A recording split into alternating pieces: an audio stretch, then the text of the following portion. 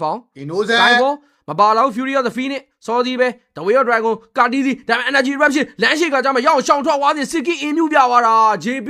shot Stanner လေးတော့လှတယ်ဆိုမဲ့အသက်ကတော့ပေးဆက်ထားသေးပဲ Split ချောင်းလေးဟို taste split နဲ့တော့ဆော့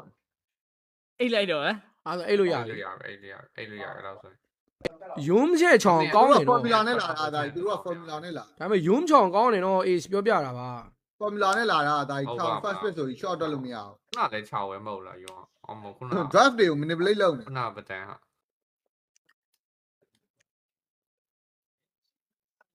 နော်ညီတို့ โอเคပါ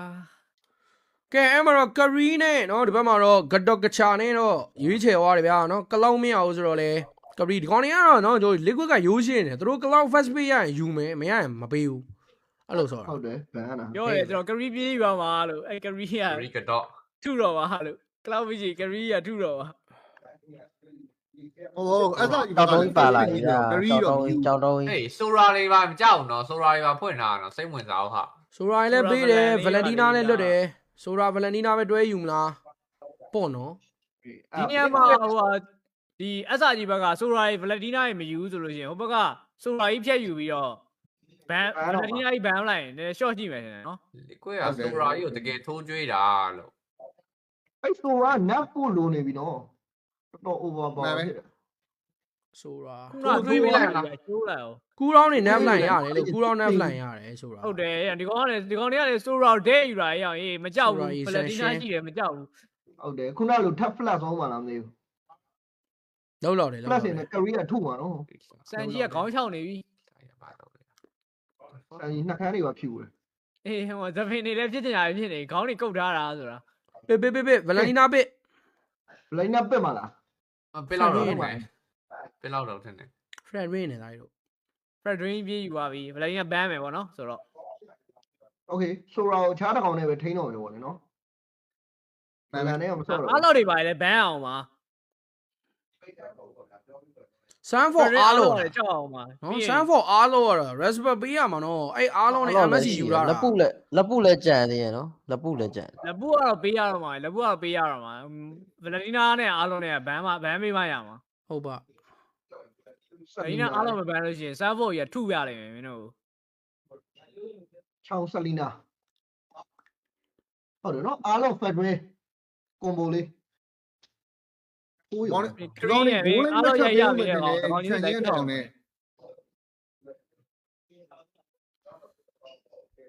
ဝင်းတူလေးကတော့ bowling မမထုတ်ပဲနဲ့စူရာကြီးပဲထပ်ထားအောင်မယ်ထင်တယ် ဆိုတော့ဒီဘက်က massman ဟိုဟာမေးရှည်တာတော့ပျောက်နေပြီဟိုဘက်က father ပြည့်ယူမဲ့သဘောမှာတော့ပြေးမြင်နေရတယ်ပေါ့နော် father ပြေးယူမဲ့သဘောမှာမြင်နေရတယ် အားတော့ပြီးမယ်ထင်တယ် ဒီ banning face ပြီးရတယ်လုကပြန်ပစ်ရမှာအဲ့ချိန်ကျလို့ရှိရင် father ကြီးပြေးယူရင်ပြဿနာရှိတယ်နော် နာဖာစာတော်ဆိုးတာနော် ဟုတ်ပါ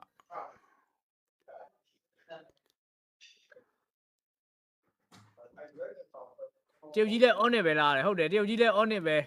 တို့တရားလုံး on နေဟေးတရားလုံး on နေပဲ ပြောင်းတော့ကိုနှစ်ပဲတို့ဘာတို့ညာတို့ဗောနော်ဒီ အေးပါပြီ on နေ ကိုစီလေး တရား အား လုံး လုံး on နေတယ်ပြောကြတာ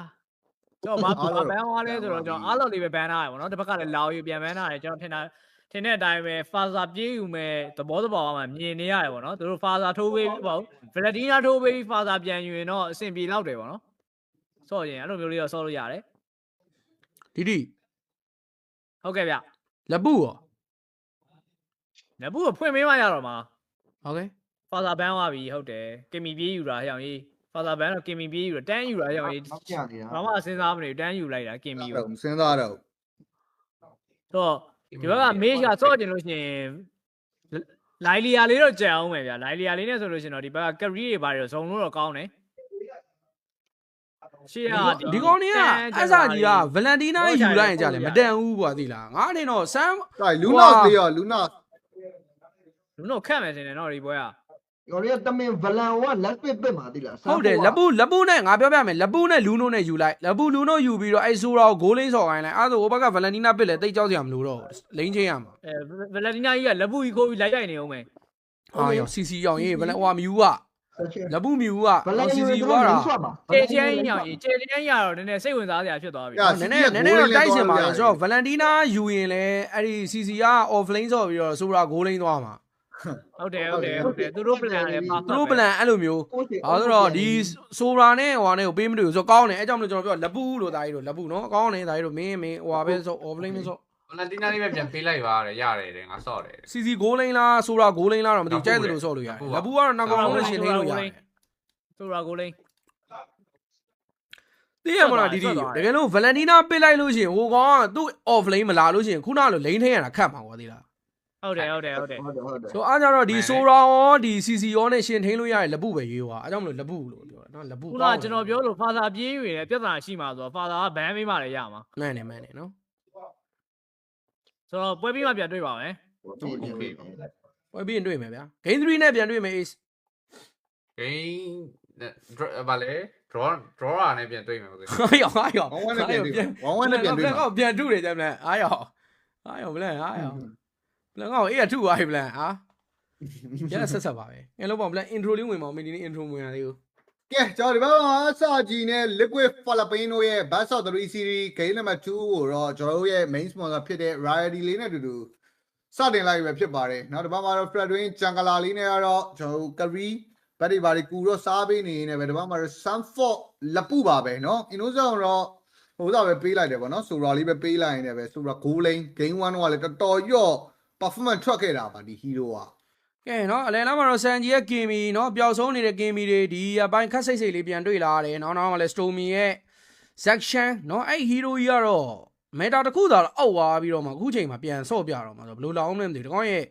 Phoenix Dance တွေเนาะ Phoenix Strike Fury of the Phoenix Ultimate ဆိုရင်လည်းဒီဈေးပဲအကုန်လုံးပေးတာဆိုတော့အတုံးဝင်ပါသေးလို့တော့မျောလင်းမိတာပဲဗောနော် meta တွေကနေထုတ်လာ လဲမှာတေကန်ကြီးဆက်ဆက်တွေပါဖြစ်ကုန်ပြီ Phoenix Strike က3ချက်ကနာတယ်ဒါကြီးရဲ့အဲ့ဒါကြီးက မှန်မယ်ကဲနောက်တတိတော့ချားမယ်နေချား liquid ပြ Fredwin နေနဲ့တော့ level 4ရဖို့တော့ကတော့တဲတန်ကြီး fan နေရင်းနဲ့ပဲเนาะအောက်မှာလဲကျွန်တော် blue bat တွေပါစားဖို့လေးတော့ချန်နေပါသေးတယ်ကိုဒီပွဲတော့အဆာကြီးပွဲပဲကို trust me okay ဆိုတော့ Sanford ကလည်းเนาะဒီဘက်မှာ outland တော့ justice blade လေးနဲ့လန်းပစ်ပြီး Cree စားဆို Cree ကတော့စားရတယ်ဒါပေမဲ့ CC နဲ့အဲ့လိုမျိုးကြီးဒဲတို့ကြီးဝင်ချရင်တော့ကောရိုတွေကပ်ပုတ်တာနဲ့တော့နှိမ်ပါဘလို့ခုတော့မှပဲသွေးတဝက်လျှော်တာဒါပေမဲ့ Grand မျောသွားပြီเนาะဒါကြီး Grand မျောသွားပြီเนาะဒါကြီး okay အញ្ញရှိတယ်ကွာ တေးတာတော့တေးမှာမဟုတ် bucket တွေကလည်းသူတပြန်ကိုတပြန်ပါပဲ ကဲ HPN crack လေးကတော့ကြည့်ရတော့ကတိသီးလေးပဲရသွားတဲ့ပုံပါပဲဒီကတော့ဒီလက်ပူကြီးဇောင်းခံနေရလို့ဒါเนาะနည်းနည်းလေးလာကြည့်ပေးတဲ့အနေထား innocent လိန်ကြော်ရှင်းပြီးတော့တတင်လာမဲ့အေးရောင်လေးမြင်နေရတယ်ဗျ ဟုတ်တယ်เนาะဒီတာတဲ့ပတဲ့မှာ Sora ပါလာမှာဆိုရင်တော့9ယောက်4ယောက်အားတော့ဖြစ်သွားမှာတော့ပေးခြင်းတော့ပေးလိုက်လို့ရတယ်ဒါပေမဲ့ကာတီးစီကလည်း Fredwin ဖြစ်နေတာဆိုတော့နှမျောနေတာဆိုတော့ဒီတာတဲ့ပေးဖို့ကမလွယ်ဘူး Fury of the Phoenix ကိုတော့ over မလဲ refer လိုက်ပါညာပေး Upriser 1နဲ့ Yums သူတော်မှပဲပြန်သေးသွားတယ် JB လေးလည်းနောက်မှ show သွားတာဆိုတော့ Sikis ကတော့တာတဲ့ရောက်ယူသွားရင်းနဲ့နောက် Sanford လေးကတော့ဂျာညံသွားတဲ့ခိုင်းတယ်မှာ1 for 2 trade ကင်းနေနေကတော့တကောင်တကောင် trade ထားတယ်လိုအပ်တဲ့တာတဲ့လေးလည်းရလိုက်တယ်ဆိုတော့အဆာကြီး intro land နေ bro လမ်းနေเนาะဒီဘက်မှာ innocent နည်းနည်းလေးတော့ပြန်တော့ဟီးပေးနေနေပဲညပေါ်လန်းလေးလည်းတော့ပြန်ချိန်ရမယ့်ခန္ဓာလေးကလည်းရှိတော့ရှိနေပါတယ် Sikis เนาะကျွန်တော် ဟုတ်ပါ တက်တယ်လေးတော့ရတယ်ဒီကောင်မတော်ရင်ရပြီလို့သိလားဒီကောင်ဂျန်ဂလာတစ်ခါလေးကြားလို့ရှိရင်ဟာတာရီလို့ခုန game 1တော့တော်တော်ဆူဆူဆော့တာရေ performance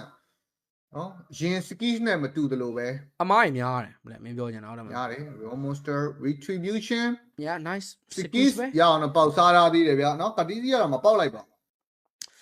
Fredwin ကြီးကိုင်ပြီးတော့နော်တာတဲတွေလွတ်နေရတဲ့အပိုင်းတွေကတော့တိတ်တော့သဘောကျကြရတော့မကောင်းဘူးဗျခုနကတော့ Slango Red Giant တာတဲ control သွားတဲ့ပုံစံလေးကလှပါတယ်လက်ဘူးတွေပါလေနော်ဝင်လာခဲ့တယ်ဆိုပေမဲ့ ဘိုးလေးစူလာကြီးကြောင့်လည်းပါတော့ပါတယ်ဗျနော် ဘိုးလေးမှာပါလာတာ GB တကောင်မှာဘလို့မှစားပြီးမဖြစ်တော့ Innocent တို့ကတော့တန်နေ POK တကောင် System တကောင်နဲ့နော်သူလိမ့်လာပတ်ရတာတော်တော်ကြီးတန်ချောင်း The Way of Dragon ကာတီစီပါဝိုင်းမှာ AOG နဲ့ပြန်တော့ကယ်ပေးတိုင်းမှာ Upriser Wet တွေနဲ့မောင်းထုတ် Refer Line လေးနဲ့ဟီးပေးတာ JB တကယ်ကောင်းတဲ့ support နောက်မှာတော့ Yums ဂျားပြန်ညဝိုင်းနဲ့ပဲ အားရမသိပါဘူးဟာ မသိရတော့မသိဘူးပေါ့နော် Fury of the Phoenix တွေပါပေးပြီးတော့ကာတာဗျာနော်သူကောင်သူ Hyogi trade ကြီးပြန်မပေးခြင်းလို့เนาะဒါပေမဲ့ blue bat လေးကတော့ကြည့်ရတော့ကတိစီရသွားတဲ့ပုံပါပဲ ကဲနော်မလက်ဘူး Razor Slant နဲ့ Current ကိုရမလို့ပဲ Flicker မရှိလို့ဗျာနော်အဲ့ဒီဟာตีနိုင်တယ်ตีဝနိုင်တယ်ညီကိုတို့တကောင် Van ချန်ကိုစောင့်ပြီးတော့ Razor Slant ရိုက်တာဒီလား plan တော်တော်တက်တယ် Sanford ဟိုကလည်း brace mind နဲ့ဆိုတော့နော်ဗတ်ရိုးရိုးလေးကတ်ပုတ်လိုက်သွေးပြန်တက် ဟုတ်ပါ ကဲ second တက်တယ် innocent အပေါ်မှာတော့ crack လေးပါလေးစားလိမ့်ရှင်းမင်းတော့လာကြအောင်ပါ career ဘာလုပ်မလဲပဲမေးရမှာနော်ကျွန်တော်တက်တယ်လာမလားဒါမှမဟုတ်ဂိုးရှိတွေပါတွေပဲခွာခြင်းလားဒါပေမဲ့ creek ကုံရှင်းသွားရင်တော့ဂိုးရှိခွာဖို့လေလွယ်မှာတော့မဟုတ်ဘူးဗျဒီဆန်ရှင်းဟိုဘက်မှာတော့ Fred Win အော် retreat သွားပေါက်လိုက်တယ်ဟောအဲ့တော့တက်တယ် တော့ တော့ တော့ရသွားတယ်ဆိုပေမဲ့တာတယ်ဒီချိန်မှာမြင်မြင်ဆန်းဆန်းဖိုးချမယ်အပိုင်းတော့ရှိသွားပြီ liquid ဘက်ကဒါပေမဲ့ ဟုတ်ကဲ့ အဆာကြီးဘက်ကလည်းအဲ့ဒါကိုခွင့်ပြုမှာမဟုတ် ဒီ ဘူး အပေါ်မှာ carry ကိုလုပ်ပြီးကိုသိ နော်အဲ့မှာပေါ်လာမှာတော့ solar tan for sky for ဆွဲချင်ရီဆက်ရှင်းမောင်းနေ shotgun နဲ့တော့ဒီဘက်မှာ ohab တင်လိုက်တာကွာ တန်းတော့ပြတ်သွားရင်းနဲ့ပဲအောင်လမ်းမှာတာတယ်ရခဲ့တယ်နော်ဒါပေမဲ့လည်းဂိုးလိန်းကြီးပြန်ပေးလိုက်တယ် liquid မားနေပြီတော့ကိုသိ liquid မားနေပြီเนาะဒီကောင်လေးဟိုမှာ rubber ပေးထားရတယ်ဆိုရာကြီးလိန်ဖြတ်နေတာကို carry position အောက်တော့ဒီဆန်ရှင်းကဒီဘက်ပြန်မလာတော့ဘဲနဲ့လမ်းကြုံပြီးဝင်တက်သွားတယ်အဲ့ချိန်မှာ carry တာတာဝါနောက်မှာစစ်ဖြစ်ဖြစ်နေမယ်ဆိုရင်တော့ goal line ကြီးကပေးစရာမလိုတော့ဘူးဟိုမှာတကောင်တွေ့နေပြီเนาะတကောင်တွေ့နေပြီ purify နေမို့လို့ yeah the wheel dragon ကိုကန်လိုက်တာလေးတော့လှတယ်ဗျ เนาะဒီဘက်မှာတော့ကျွန်တော် liquid ရဲ့အမားလေးတွေတော့နည်းနည်းလေးမြင်လာရတယ်เนาะသူသဖြင့် ohab အမားเนาะကျွန်တော်ဒီဘက်မှာတော့ offlane တွေဘာတွေကတော့နည်းနည်းလေးတော့ပြန်ပြီး recover ဖြစ်ထားတဲ့အနေအထားမျိုးတော့ရှိတယ်ဗျ တန်ဖောင်းပါသွားပြန်ပြီ skyfall နဲ့နောက်မှာ ohab ပြတ်တာဗော fury of the phoenix နောက်ကနေလေနော် down shot တွေတော့ strike တွေထိုးထားနေမှာ innocent 301 goal line ရတော့မင်းတိုက်ဒီကောင်ဆိုတာကတော့တော်တော်ကြည့်လို့ကောင်းတာဒါကြီးရှေ့ကဆိုတာကြီးနဲ့မတူကြည့်လို့တော်တော်ကောင်း ဟုတ်တယ်လို့ဒီကောင်ဆိုတာကျွန်တော်ရင်းကိုပြန်ကြည့်နေရဆိုဩ ဟုတ်ပါရှင်ဖလန်တီနာနဲ့ဆိုတာကိုပြန်ကြည့်နေရတဲ့အတိုင်းပဲတော်တော်တက်ရတာဘရိုစပယ် combination နောက်ထောင်းနေရတာပါပြီကရီတက်ဒီကောင်က ဒါတယ်เนาะ ohab carry 020 bro เนาะဒီ carry က online ဖြစ်လာဖို့ကတော့နောက်9နှစ်လောက်တော့ကြာအောင်မယ်တင်တယ်9မိနစ်လောက်ပြောတာပါ 5မိနစ် ဟုတ်တယ်ကောင်တော်တော်တော့ fan အောင်မှာဟိုမှာကြည် blue 4တွေပါလာတော့မဲ့အချိန်မှာเนาะသူမှာ caution sky တကွက်နဲ့ကတော့ဘလို့မှတော့ပြစ်လို့ရမှာတော့မဟုတ်ဘူး JB ကိုပါဘက်ကခေါ်ထားရရင်လည်းပဲအဲ့ JB သူခေါ်ထားတဲ့အပိုင်းကတစ်ဘက်ကစပေးတွေပျောက်တော့မှာเนาะတွေ့လားအခုဆိုချောင်းလျှောက်သွားနေပြီကြောချာမရှိတော့ ဟုတ်ပါကဲအဲ့မှာတော့เนาะ6မိနစ်လို့နေတာတခု hero k 41ပဲနောက်ကတော့ 2.7k နဲ့အစာကြီးเนาะဒီပွဲလဲအစာပိုင်းလေးကတော့ဟုတ်တုတ်ဗျာเนาะနောက်ဆုံးတက်တဲကြမှာပဲဖေးတော်မလားမသိဘူးဆက်တကြည့် into wine လေးပဲဖြစ်နေတော့မယ်ပေါ့ ဟုတ်ပါ နောက်က3000တာစီးနဲ့နောက်ဆုံးတာတယ်လေးတော့အပေါ်လမ်းမထက်ခံတာဟိအောင် ohab ကဲ ohab ကတေးရပြန်ပြီ3ချိန်မြောက်030เนาะကလောင်းမရတော့လဲတိုင်ပတ်နေပြီနဲ့တူတယ်ကဲဒီဘက်မှာတော့တာတဲတွေပါထပ်ပြီးတော့ပဲ ohab မုန်းနေတာလားလို့เนาะကဲတာဝါတစ်လုံး hero k တကောင် ohab ဘဝကတော့မတွေးရတရားပဲတင်းကတော့တာတယ်လေးယူပေးနေတယ်ဆိုပေမဲ့အင်းဘက်ကတော့မြန်မြန်စားတော့သူ့ပေါ်တက်ရောက်သွားမှာတော့မဟုတ်ဘူးဗျ JP ပေါ်လမ်းမထမ်းပေးလို့မထမ်းပေးနိုင်ဒီဘွဲခတ်မှာတော့ဗလန်သေးလား စန်ကြီးပဲရှိတော့မှာ ohab မထမ်း စန်ကြီးကင်မီတော့ပဲရှိတော့မှာဘရိုပြောလို့ပြောတာမဟုတ်ဘူးတော်တော်ခတ် ဟိုကြီးကျိုးနေတာကြီးတိတ်တိတ်ပဲမရှိဘူး ရပြီးတော့ကာတီးစီကလည်း Fred Win ကြီးဆိုတော့တဲ့မှာဒီကောင်ကလည်းနောက်ပိုင်းကဒမ်းမိတ်ပေးလို့ရမှာမ လက် ဟုတ် လက်ပူမျောနေပြန်ပြီ ချောင်း ဖလစ်ကာတော့ရှိတယ် ညီဆန်ရှင်းပါလာတာရီရီပေါက်မောင်နီရှော့ကဖြတ်တိုင်းတော့မဆန်းဖို့အနေနဲ့ Flicker လေးခုံသွားပြီမယ်နောက်ကဒမ်းမိတ်တွေနဲ့ကတော့ဘလို့မှတော့အသက်မရှင်သွားဘူးကရန်နဲ့ Sigis ပေါင်းတက်သွားတာအလေလမ်းမှာလဲ Fury of the Phoenix လေးနဲ့တော့ back ကတော့ပြန်ပြီး The Way of Dragon ကြောင့် OHab ကြီးပါလာပြီ ohab ရဲ့ OHab လေးကမြောက်သေးသွားပြီနောက်မှာ Phoenix Strike တွေနဲ့ စန်ကြီး တောင်းလျှောက်တွေဒမ်းမိပြီစန်ကြီးလေးကိုပါဝင်ပိုင်ဝိုင်းနဲ့တက်ရတာပါတဲ့ SR ကြီးရဲ့ performance တွေကြားမှာငါးကောင်လုံးအသက်ပြောက်ခဲ့ရရင်လည်းပဲ white out ပါဖြစ်သွားတာဗျာတကယ်ကောင်းတဲ့ SR ကြီး နော်ကိုစီကျုံဘလန်ကျုံမြင်နေတာကိုစီဘလန်ကျုံမြင်ဘာပြောလဲဘလန်ဒီပွဲကတော့အဆာကြီးပဲဆိုတာအလကားပြောခဲ့တာဟုတ်ဟုတ်လား မှန်တယ် ကျုံမြင်နေတာကျွန်တော်နောက်15မိနစ်လောက်အနာဂတ်15မိနစ်လောက်ကိုကျုံမြင်နေရ ဟုတ်လားဒါကြီးအမချောင်းဂျီကွမ်တို့ The Way of Dragon ဖြတ်ကန်လာလေနောက်က Recession Damage လေပါတော့ဆို Sunford ဒိုင်းဘက်ဖြစ်သွားပြီ130 Danfall Skyfall ဆွဲချိတ်တာတကောင်ပါလာနေဆိုမှလည်းပါလာတဲ့ကောင် GP ဖြစ်နေတာဆိုဘတ်တော့ပြန်တော့ဘတ်မှရမယ် ကာတီစီဖလစ်ကာမရှိတဲ့ကောင်လေးကိုလှုပ်ချင်တာ ပတ်စစ်ကချက်ချင်းကြီးပေါ်လာတာ Stormy ရဲ့ကန်ကောင်းလိုက်တာဆိုတော့ ML Grand နေတော့ဒီဘက်ဘေးနားနေတော့ယူလေးတော့ကတ်ပုတ်ထားတယ်ဗောနော်ကပ်ပလင်းကောလေးလည်းပေးပြီးတော့ ပြီးရမယ်အနေထားဖြစ်နေပြီ လကာတီးသီးရတိုင်းကွာဇက်ရှန်နာကိုပြေးခဲ့တဲ့ချိန်ပတ်စစ်ကြီးပေါ်လာတွန်းထုတ်ခံလိုက်ရဖုံးသူပြီးတော့ဟော နော် အစာကြီး သွားရမိုးလိုက်လို့ရွာတွေဖြစ်ကုန်ပြီကာတီစီသူကတော့ retry ပေါက်ပြီးတော့တည့်ရမလားဖလစ်ကာမရှိတဲ့ Stormy ကိုအပိုင်ဆိုပြီးကတ်တာပဲတွန်းထုတ်ခံရတာဘာညာနေရတော့ကဲ နော်စတိုမီလေးလက်လို့ပေးထားရရင်လည်းပဲနော်စတိုမီဖလက်ကပြန်ရမှာပဲတတိလော်ဒီဘာဒီဆိုင်မလားပေါ့နော်အခုကလည်း6မိနစ်ကို6000လောက်တာနေရဆိုတော့မမိုင်းတော့ရပြီဗျဒီပွဲက အင်နိုဆန်ရဲ့ဆိုတာနော်တော်တော်ကောင်းတာဘရိုဒီပွဲလဲခုနပွဲတော့လဲစားပြီဗျာ ဒီပွဲဗလာတီနာလည်းမပါတော့တိလားဒီကောင်ဆော့ရတော်တော်လွတ်သွားတာ ဟုတ်ပါ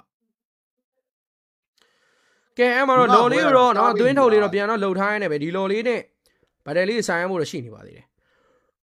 ကဲ ချောင်း The Way of Dragon Fury of the Phoenix အမတစေးပဲပါတယ် Assassin Found နဲ့ Innocent ဘသူပြေးထိုးပြီးတော့လုံနေလဲအရင်ကြီးတော့ဆက်မလုပ်တော့ဘူးနော်ဒါလေးပဲပြန်ပတ်သွားတယ်ဗျ Okay တောင်းတာတော့တောင်းတယ်သိလားလေကိုကောက်ကောင်ကြီးတောင်းတာတော့တောင်းတယ်ဟိုကရီတို့ဘာလို့လောက်ပဲ damage မထွက်တာဆိုပေမဲ့မဟာမဲ့ကောင်ကြီးကတော့မှားတယ်ကာတီးကြီးကနော်တစ်ခါလောက်ပဲသေတာဆိုတော့သူ့ရှိမှာနော် damage ခံနိုင်တဲ့ resistant တွေကတော့ရှိနေသေးတယ်ဒါပေမဲ့ဒီဘက်မှာ lolly ကတော့ပြန်တော့ full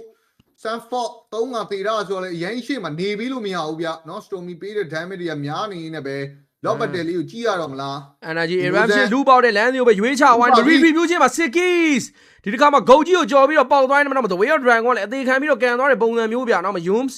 ပြတ်သွားတယ်ဒါမှမဟုတ် Recension damage တွေကြားမှာတော့နောက်ဆုံး KM လေးပဲပြန်ပေးထားဆိုကာတီးသီးလည်းမရှိတော့လက်ဘူး Resist လက်နောက်မှလည်း Innocent OHAP ကိုတော့ light ထိုးလို့ရနေသေးတယ် Fighter နှစ်ကောင်ကြားမှာ OHAP နေနေတော့ survive မဖြစ်ခဲ့ဘူး Sanford လေး one man stand မဲ့ကြံတော့နေတာတို့က Sanford အနေနဲ့အသေးရအရှင်ရ Storm မျိုးတော့ physical တောက်လျှောက်ပြီး second tower လည်းဒီဝင်ခုန်သွားနေတယ်ပဲ3 4 5 trade လောက်ထိတော့ဖြစ်သွားခဲ့တာဗျာ3ယောက်5ယောက်လဲလိုက်တဲ့ဗတယ်တစ်ခုဆိုလည်းမမအောင်အဆာကြီး Sikis ရဲ့ redo တပေါင်းနဲ့လည်းလောရခဲ့တာဆိုတော့မက်ဂါပါယူလို့ရသွားမယ်အနေထားလား ကဲဒါတော့မှမင်း liquid ကတော်တော်ပြန်ခံချနိုင်တာနော်ဒီလောက်နောက်ွက်ကြီး ဟုတ်ပါ နေနေအနေထားကနေဗတ်တယ်ဆိုင်သွားတာကြီးတက်ရတယ်ကျောင်းလဲဖြစ်တယ်လို့ကြီးကန်ခံလိုက်ရတာကန်လိုက်တာဆိုတော့လေနော်ဟိုလိုမျိုးတင်းနဲ့နည်းနည်းလေး connection လွတ်သွားပြီးတော့ကျွန်တော်ရီဆန်ရှင်းပြန်တော့ပေးလိုက်ရတယ်ဗျ ကဲဒီဘက်မှာလဲဆိုရာအနေနဲ့တော့ဒီလော်လေးကိုနည်းနည်းကာခြင်းပေမဲ့နော်အရင်ကြီးလဲမျော်မှန်းလို့မရသေးဘူး brother ဘာလို့ဆို first law ပဲရှိသေးတယ်နေုံ ဟုတ်ဆိုတော့ဒါနောက်ဝက်ပဲစကားပြောနေတာလို့ဒါတော့မှပွဲ event ဆိုလို့ရှိရင်တော်တော်ကြည့်ကောင်းမှာဒီပွဲကနော်အခုကနည်းနည်းလေးနောက်ဝက်ပြတ်နေလို့ဒါတော့ liquid ကတော်တော်ပြန်ချနိုင်တာနော် OHAP item 3ခွက်ရကန်ဒီဆက်တော့ဖြစ်လာပြီသူအရင်တော့မစိုးဘူး ဟိုတိုင်း liquid နဲ့တော့ liquid ကတော့ခံချမှာပဲဒါကြီးပြောလို့ပြောတာမဟုတ်သိလားဗျာ ဟုတ်တယ် liquid ကသူတို့ကနေတော့ဒီကောင်နဲ့ခံချ တာတယ်လို့ပြောရမှာကရီးက ဟုတ်ပါကဲ Sikis ကတော့ပေါ်လဲ second tower တွေပဲယူထားတယ်ဗောနော် first law နဲ့တော့ calendar ကြာလေးပဲ BN tower တွေအကုန်လုံးတော့သိမ့်ပိုက်သွားပြီလို့ပြောလို့ရပါတယ် second law လေးတော့တက်ဆောင်မှုတော့ရှိနေသေးနေပဲဒီဘက်ကနော်လွတ်နေတဲ့ blue body barista sorry outline တွေပါတွေသွားကြောင်း ribbon ဆက်စားလို့ရမယ် EI ကြောင်းပါပဲဗျ slang go အ rage စ နဲ့ ခုနစလာပြီနော်ကိုကြီးနော် ပွဲတော့နော်လွယ်လွယ်နဲ့တော့အပြီးမခံဘူးညီကိုတို့ရေနော်လွယ်လွယ်နဲ့တော့စပယ်တွေပွင့်မနေခဲ့တဲ့အနေထားတစ်ခု အ shot the day ဆိုတာနော်ဒီလို game 3လောက်မှကြည့် game 3လောက်ကြည့်ရမှတန်ပါ ဒါပေါ့ဒါကြီး ace ကိုဒါလေးလည်းသိသိချင်းတယ် မှန်တယ် နော် draw နဲ့ပြန်တွေ့မယ်တဲ့ကဲကမ်ဘတ်လို့ကတော့ရနေသေးတယ်နော် late game match man ပါတယ် bro OHAP ကလာဟိုတော်တော်အချိန်နေစိုးနေတာနဲ့ hero gate တစ်ကောင်နဲ့ assist တစ်ကောင်နဲ့ပြန်ရပါတယ်ဒါလေးလည်းပြောရမယ်ပေါ့နော် နော် chemically matchman နှစ်ကောင်တော့ပါတယ်ပြအားတော့ရှိရဆိုပြီးစန်ကြီးကသူစကိုင်းပြရတာလေးတော့ထည့်ထားကျွန်တော်ခုနတွေ့ မိနစ်20လောက်ထိရောက်သွားရင်တော့နော်ပွဲကအဲ့လိုမျိုး balance ပြန်ဖြစ်သွားတဲ့အနေအထားမျိုးတွေတော့တွေ့နိုင်တယ်ရှိနိုင်တယ်ပေါ့နော်ဒီလောကကျွန်တော်တို့အဆာကြီးမရပါဘူးဆိုရင်ပိုဆိုးမှာဒီလောရသွားပြီးတော့ mega မရဘူးဆိုရင်လည်းပိုဆိုးနိုင်တယ်အခြေအနေကအဲ့လိုမှန်ပဲ ဒီလောယူရမယ် mega ယူရမယ်လုံးဝမဲ့တောင်းနေများတယ်အဆာကြီးကကမ်ဘတ်မဖြစ်ဖို့တော့ပေါ့နော် currency ကြီးကလည်းတော်တော်ตายရနေတာဗျာနော် item တွေက9ခွက်လောက်9ခွက်တော့ရှိသွားတယ်နောက်ဆုံးတစ်ခွက်သွားနေတယ် ammo တွေပဲထင်မလား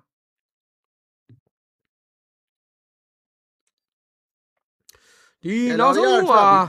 အောက်ဒရက်တွေကနေပြီးတော့ထုတ်လာတဲ့ဇက်ရှန်လေးနဲ့မိုက်တယ်သီလားဗျာ Fury of the Phoenix ပါ ဟုတ်တယ်တော်တော်ကြီးပြန်ကယ်လို့ကောင်းတာ တော်တော်ကြီးအဲ့လိုမျိုးပြန်ထောက်လို့ကောင်းတာသီလား တကယ်သူတို့ကအဲ့လိုမျိုးအပြန်အလှန်ပြန်ထောက်ဘယ်လိုမျိုးလဲဆိုချောင်းကန်ဝိုင်း AOG နဲ့ဆင်းလာမှာအဲ့ AOG နဲ့ဆင်းလာပြီးဗလိုင်းနဲ့ကောင်တွေဝင်လာမဲ့ရှင် Fury of the Phoenix နဲ့ပြန်ကာတာအဲ့လိုလို့တော်တော်မိုက်တယ်ဆော့တာဒါပေအော်ဘလက် Sikis ရဲ့ response ကြီး ရှောင်းနေနော်ဒီဘက်လမ်းရှိတာဖလက်ကြီးဝင်လာတာကိုဖက်ခနဲရှောင်းသွားတာ လမ်းရှိက flicker ဝင်လာကျွန်တော်ဒီစီးပဲမိသွားပြီတော့ထင်တာအဲ့ကောင်ဂျားညံသေးမှာမြအဲ့နေဟာ ဒါညံတေမာရီဆန်ရှင်းကိုဘယ်လောက်မှဝိုင်းလုံမှာမဟုတ် ဝိုင်းလုံမှာမဟုတ်ဘူး ကဲ4ယောက်5ယောက်အားနေရတော့ကဲ လုံးမဲနေတာနော်မလဲလန်ရှိကစတန်ပါထိုင်းနေမှာဂရန်နေနေတော့အရင်ဆုံးတည်သွားနေမှာလော်လေးကိုခဏပစ်ထားပြီးတော့ဗတဲ့ဆိုင်နဲ့နေတာတော့ဆိုရာစကိုင်းဖော်တကယ်လာတဲ့ဒီဈေးပဲမသိသေးဘူးလားအပရိုက်တာ1နဲ့တော့တန်းပြောက်သွားမယ်နောက်ဆုံးမှာတော့ကာတီစီဒဘယ်ကေးမထပ်ပေးထားပြီဆိုတော့ဟီရိုကေတူတဲ့3កောင်ဂျီကွန်နိုဖလစ်ကတော့ဝေးဒရာဂွန်ကြားမှာပါစီဆန်ဖော်ပါရှိုးသွားဆိုတော့တူတဲ့4កောင် အဲ့မီ JB လဲစောသီးတည်ထားတာဆိုတော့9កောင်လုံးလို့တော့ပြောလို့ရတယ်ဆိုတော့မဲဂါရီဘိုင်တော့တက်ယူရနေတာတော့မှာ JB ကရအောင်ကာထားသေးတယ်ခရီရှင်းရမှာဟေး ဟောတကြမရတော့ဘူးជីသွားပြီ ။တန်းမှာအံ့မယ်နေတာဗျာနော်ခရီးတကောင်ကြံနေသေးတယ်ဆိုတော့လေဒီဘက်မှာစစ်ကီးတောက်လျှောက်ကြီးတွေတော့သရုံးကြီးတို့ပြေးချို့ JB လေးပါတတ်သွားနေပဲဂျီဂျီဂိမ်းနံပါတ်2မှာတော့ Slang ကို Red Giant ရဲ့အကောင်းဆုံးပုံစံတွေကိုချပြခင်းနေပဲအနိုင်ရရှိသွားခဲ့တဲ့နောက်1-1ဆိုတဲ့တေးရလက်လေးကိုတော့ပုံဖော်ထားနိုင်ခဲ့ပြီပဲဖြစ်ပါတယ်။ အင်နိုဇန်စိတ်ဆိုးသွားပြီဒါရောအင်နိုဇန်စိတ်ဆိုးသွားပြီ စိတ်ဆိုးဝိုင်းလိုက်စိတ်ဆိုးဝိုင်း စားပြီးလူကြီးရှုံးသွားလို့ စိတ်ဆိုးဝိုင်းလိုက်စိတ်ဆိုးဝိုင်း ကိုကိန်းဒါမို့တကယ်ကောင်းတာ